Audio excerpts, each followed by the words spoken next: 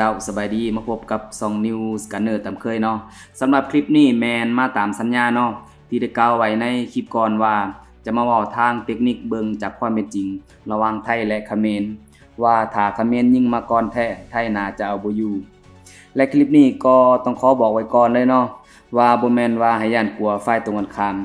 เพียงแต่ว่าต้องวิเคราะห์เบิ่งเพื่อบ่ให้เกิดความประมาทและมีการวางแผนที่ดีและก็ต้องขอบอกไว้อีกข้อมูลหนึ่งว่าโดยรวมแล้วภาพรวมทั้ง3เหล่าทัพไทยแมนเหนือกว่าแผนการสู้รบแมนค่อนข้างเป็นระบบมีดาวเทียมทางการทหารระบบ Data Link ก็บ่ต่ำกว่า5-6ระบบมีโดรนหลากหลายรูปแบบและอื่นๆอีกหลายอย่างและไทยแมนอยู่ในอันดับที่25ของโลกส่วนกัมพูชาแมนอยู่ในอันดับที่95ของโลกแต่ว่าถึงอย่างไรก็ตามถ้าว่าเกิดข้อผิดพลาดการปะทะกันด้านเขตแดนในกรณีแบบนี้และในปัจจุบันนี้ไทยอาจกำลังเสียเปรียบเขมรอยู่ซึ่งหลายคนเบิ่งเพลินๆไปว่ากองทัพไทยแมนเหนือกว่าขาดร้อยเนาะแต่ว่าข้าพเจ้าจะพามาวิเคราะห์ให้เบิ่งด้านเทคนิคในสถานการณ์การปะทะกันแบบนี้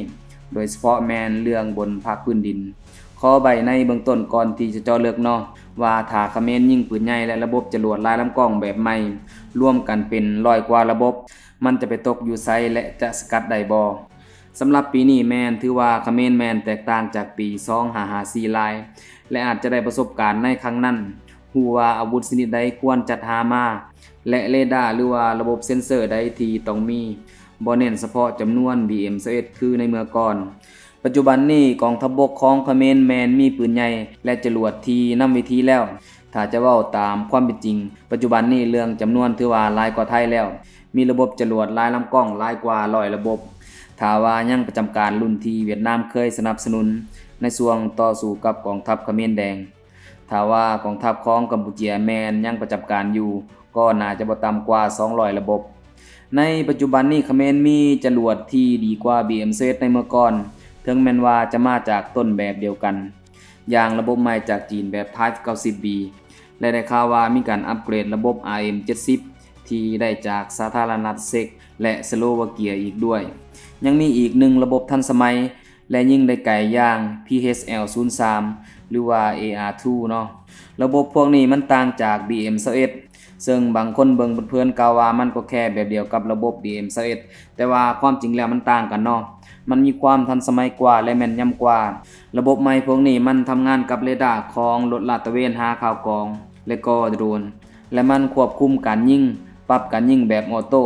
ทำให้มีความแม่นยำได้สูงบ่คือกับระบบที่เขมรยิงใส่ไทยในปี2554ที่ได้ใส่คนปรับมุมยิงหมุนขึ้นหมุนลงตามสูงซึ่งถ้าผิดพลาดเพียงองศาเดียวก็พลาดเป้าไปหลายแล้วและพวกเราจะสังเกตเห็นว่าระบบใหม่นี้มันจะบรรจุลูกจรวดซ้ำห้องใส่มากับรถคันเดียวกันเลยเดี๋ยวข้าพเจ้าจะเว้าเรื่องจำนวนก่อนเนาะและจึงจะเว้าเรื่องความทันสมัยในท้ายคลิปสำหรับ BM21 ของกัมพูชาต้องย้อนไปช่วงก่อนปี1979ที่มีการต่อสู้สงครามกันในเขมรซึ่งมีกองทัพเขมรแดงและกองทัพประชาชนปฏิวัติกัมพูชาซึ่งเวียดนามเป็นผู้สนับสนุนกองทัพประชาชนปฏิวัติกัมพูชาและก็ได้ช่วยมอบและรณรงค์จัดหา BM21 ให้ซึ่งหลังจากจบสงครามมาในปี1979หรือว่าปี80เลยเนาะกัมพูชาก็ครอบครอง BM21 มาเลยกว่า 2-300 ระบบและยังได้ Type 81และก็ Type 90B จากจีนอีกโดยที่บ่ฮู้จำนวนที่ชัดเจนและก็ได้ระบบ RM70 จากสาธารณรัฐเช็กอีกกว่า100ระบบซึ่งในปี2023นี่ได้ข่าวมาว่าสำเร็จการอัปเกรด RM70 20กว่าระบบบ่มั่นใจว่าได้บูรณาการเข้ากับรถควบคุมและบัญชาการ C2 ของจีนที่ใส่ร่วมกับ Type 90หรือบ่และก็บ่มั่นใจว่าทั้งหมดทั้งมวลยังประจำการจักคันสมมุติว่าไล่ต่ำไว้ทั้ง BM21 RM70 Type 90B เขมรยังประจำการเพียงประมาณ100ระบบบวกกับระบบจรวดลายลำกล้องพิสัยไกลแบบ AR2 อีก6ระบบและก็ปืนใหญ่อัตจรแบบ SH1 ที่ตามภาพเขมรโชว์แมนเห็น18ระบบส่วนบางข้อมูลบอกว่าเขมรรับมา30กว่าระบบซึ่งถ้าว่าพวกเฮาคิดไล่ต่ำๆไว้ทั้งจรวดลายลำกล้องแล้วก็ปืนใหญ่อัตจรไล่ต่ำไว้แล้วราว150ระบบและยิ่งระบบเหล่านั้นมาก่อนทางไทยจะสกัดได้บ่อันนี้ก็คือโจทย์เนาะซึ่งจะบ่เว้าถึงว่าทางไทยจะปล่อยให้ยิงมาบ่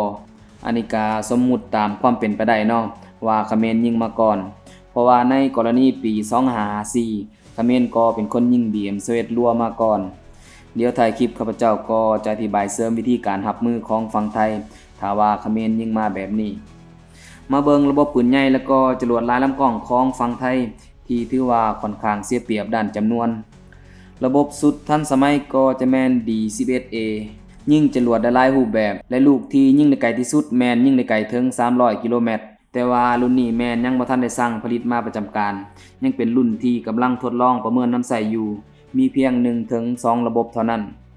ส่วนพวกตระกูล DTI 1 DTI 1G และก็ DTI 2ก็ยังบ่ได้ดำเนินสายการผลิตมีเพียงบ่เกิน6ระบบ1กองร้อยส่วนปืนใหญ่ซีซ่าก็มีเพียง1กองร้อยเช่นเดียวกันและปืนใหญ่อัตจรที่ไทยผลิตเองอย่าง M758 ที่มีรายได้ประมาณ20กว่าระบบและก็ปืนใหญ่อัตจรสไตล์รถถังแบบ M109 ก็มี20กว่าระบบไล่รวมๆกันแม่นประมาณ 7-80 ระบบยิ่งไปกว่านั้นระบบจรวดและปืนของเขมรแม่นมีความทันสมัยขึ้นกว่าเก่าเรื่องเรดาร์และโดรนหาข่าวหาจุดพิกัดของฝ่ายตรงกันข้ามก็ต้องมีแน่นอนเนาะเพราะว่าจีนมักจะนำมาร่วมทดสอบกับเขมรหลายรุ่นเพียงแต่ว่าพวกเราบ่ฮู้ว่าเขมรครอบครองรุ่นใดถ้าจะเว้าถึงความทันสมัยของอาวุธเหล่านั้นข้าพเจ้าจะขอยก Type 90B มาเนาะเนื่องจากว่าระบบทันสมัยกว่าแบบ AR2 ท่านผู้ชมก็อาจจะพอฮู้เพราะว่ารุ่นนี้แม่นเด่นที่สุดในกองทัพกัมพูเชียยกตัวอย่างระบบ Type 90B ระบบนี้แม่นบ่ได้ยิงแบบใส่คนคำนวณคือในเมื่อก่อนกับ BM21 Type 90B รุ่นใหม่ของเขมรทำงานร่วมกับรถเรดาร์หาข่าวหาจุดพิกัดที่แม่นยำกว่าระบบ BM21 มีรถควบคุมสั่งการมีรถอุตุอากาศที่ช่วยวัดสภาพอากาศและวัดความชื้นที่จะช่วยให้ระบบควบคุมการยิงปรับวิธียิงให้ดีขึ้นและระบบนี้ลิงก์และเชื่อมโยงกับโดรนหาจุดพิกัดและก็การปรับหันปลายปืนหรือว่าปลายลูกจรวดแม่นระบบควบคุมการยิงเป็นแบบออโต้บ่ได้ใช้คนหมุนไปมาคือในเมื่อก่อนและที่สำคัญมันบรรทุกลูกจรวดที่จะใส่ยิงใหม่มาในรถคันเดียวกันเลยที่สามารถโหลดไม้ออโต้ได้สำเร็จภายใน3นาทีซึ่งจะพาให้ยิงไวนี่ไวโหลดและยิงไม้ไวได้ซึ่งยากแก่การทำลายกว่าในเมื่อก่อนถ้าจะทำลายก็ต้องมีการวางแผนขั้นเทพแล้วก็มีความแม่นยำสูงและในกรณีที่มีการปะทะกันในเขตชายแดนนี้ที่ผ่านมาทางไทยแมนจะบ่ลงมือก่อนแน่นอนคือกับตามที่ผ่านมาแมนเขมรเป็นคนยิงมาก่อนสมมุติเนาะถ้าว่าเขมรยิงมาก่อนทั้งหมด150ระบบพร้อมกันทางไทยจะหามือแบบใดในเมื่อลูกปืนและลูกจรวดปล่อยออกมาจากลำกล้องแล้วและสิ่งที่เคลื่อนย้ายนี้บ่ได้ก็จะแม่นพวกฐานทัพต่างๆของไทยซึ่งเป็นสิ่งที่อยู่คงที่และเป็นเป้าเสี่ยงต่อระบบใหม่พวกนี้แน่นอนว่าทางไทยก็มีระบบ VL ไมค่า FK3 ที่ทันสมัยแล้วก็ยิงได้ไกลนับ100กิโลเมตรบวกกับระบบ SK1C และระบบแซมรุ่นอื่นๆแต่ว่าระบบพวกนี้แม่นบ่ได้ออกแบบมาให้ยิงสกัดลูกปืนใหญ่และลูกจรวดที่น้อยและเดินทางไวเรดาร์ของระบบพวกนี้แม่นกดจับลูกจรวดหรือว่าลูกปืนแบบนี้แทบจะบ่ได้ถึงจะกวดจับได้แต่ก็ช้าเกินไปเนื่องจากว่ามันถูกออกแบบมาให้กวดจับอย่างอื่นเช่นเครื่องบินรบเฮลิคอปเตอร์โดรนขีปนาวุธขนาดใหญ่พวกนี้จะมีค่า RCS ใหญ่และก็เดินทางช้าซึ่งระบบพวกนี้มันจะทำงานได้ดีกับเป้าหมายแบบนี้ต่อให้กวดจับได้ยิงได้แต่ก็บ่คุ้มค่าและก็สกัดบ่ไหวเนาะถ้าว่าลูกจรวดมาพร้อมกันหลายพันลูกแบบนี้ส่วนระบบที่จะสกัดลูกจรวดแล้วก็ปืนใหญ่แบบนี้ให้อยู่มัดก็ต้องแม่นระบบ CLAM หรือว่าระบบต่อต้านลูกจรวดลูกปืนคกปืนใหญ่ซึ่งรถปืน M163 ที่ทั้งไทยอัปเกรดมาก็ทำงานแบบนี้บ่ได้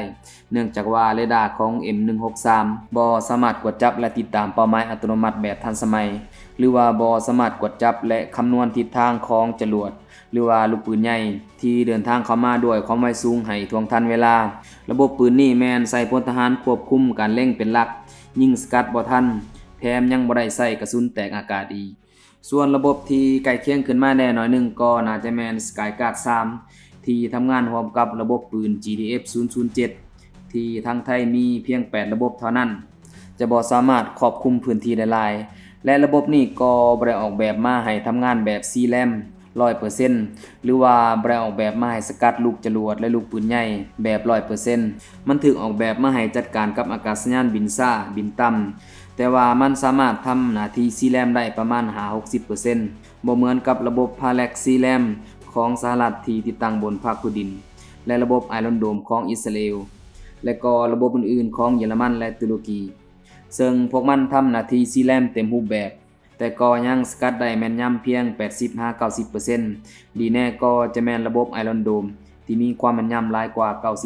90% ส่วน Skyguard GDF 007 ของไทยที่พวกเฮากำลังเว้ากันอยู่นี่จะยิ่งสกัดได้บ่ทันทั้งหมดลูกที่เหลือถือว่าแนวใดก็ต้องตกลงมาเนาะและระบบนี้แม่นบ่ได้เคลื่อนที่อัตจรมีสิทธิ์ที่จะถูกทำลายจากลูกที่ลิดรอดลงมาได้สูงถึงจังไดก็ตามสิ่งที่ข้าพเจ้ากล่าวมานี่บ่แม่นว่าให้ย่านกลัวฝ่ายตรงกันข้ามเนาะเพียงแต่ว่าต้องวางแผนรับมือให้ดีและคลิปหน้าข้าพเจ้าจะมาเฮ็ดคลิปต่อว่าทางไทยจะรับมือแบบใดในเมื่อระบบป้องกันมันรับมือบ่ได้แบบนี้และก็อย่าลืมว่าสงครามแม่นมีแต่เสียกับเสียเนาะถ้าว่าฝ่ายใดฝ่ายหนึ่งยิงมาก่อนฝ่ายนี้ยิงกลับไปอีกฝ่ายก็จะแหลกเหลวเช่นเดียวกันเนาะฉะนั้นการเจรจาแม่นเป็นทางที่ดีที่สุดมาเฮานี้ข้าพเจ้าขอจบไว้เพียงเท่านี้ถ้าว่าผู้ใดมีความคิดเห็นแตกต่างสามารถเม้นได้ด้านลุ่มเนาะแล้วก็อย่าลืมมาพบกันในคลิปหน้าขอขอบใจ